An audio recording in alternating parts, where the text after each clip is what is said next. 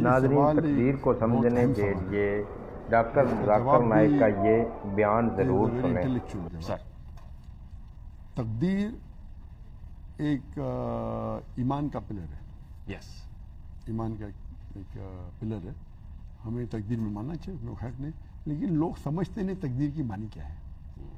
اور آپ جیسا کہتے ہیں کہ تقدیر میں لکھا ہے تو ہو جائے گا، تو اگر میرے تقدیر میں لکھا ہے کہ میں شراب پیوں تو میری غلطی کیا اس میں؟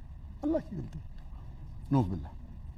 میرے تقدیر میں لکھا ہے کہ میں مرڈر کروں گا اور میں مرڈر کرتا ہوں، تقدیر کس نے لکھا؟ اللہ نے، اللہ کی غلطی، نعوذ باللہ۔ اور یہ سوچنا صحیح ہے اگر آپ تقدیر کے کانسیپٹ کو جانتے نہیں تو۔ اگر تقدیر میں لکھا ہے کیا میں زنا کروں گا اور میں کر رہا ہوں تو غلطی میری، تقدیر میں تو اللہ نے لکھا۔ تو اس کا جواب میں دیتا ہوں کہ آپ تقدیر کو سمجھنا چاہیے اور اسلام کو سمجھنا چاہیے۔ اور میں مثال دیتا ہوں کہ ایک کلاس روم میں سپوز 100 بچے ہیں اور ٹیچر پڑھا رہا ہے ان کو، ہاں، سال کے آخر میں ٹیچر ایگزامینیشن کے پہلے کہتا ہے کہ یہ اسٹوڈنٹ کو فرسٹ کلاس فرسٹ ملے گا، یہ اسٹوڈنٹ کو سیکنڈ کلاس ملے گا، یہ اسٹوڈنٹ فیل ہوئے گا۔ ایگزامینیشن ہوتا ہے، یہ اسٹوڈنٹ کو فرسٹ کلاس فرسٹ ملتا ہے جی، یہ اسٹوڈنٹ کو سیکنڈ کلاس ملتا ہے، یہ اسٹوڈنٹ فیل ہوتا ہے۔ تو میں آپ سے سوال پوچھتا ہوں کہ جو اسٹوڈنٹ فیل ہوگا وہ یہ کہہ سکتا ہے کہ کیونکہ ٹیچر نے پریڈکٹ کیا کہ میں فیل ہوں گا اس لیے میں فیل ہوا، ہو سکتا ہے؟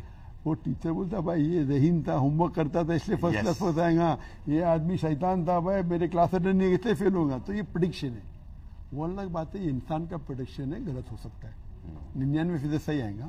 اللہ تعالیٰ کو علم غیب ہے، تو اللہ تعالیٰ جب تقدیر میں لکھتا ہے تو اللہ از the decision is yours.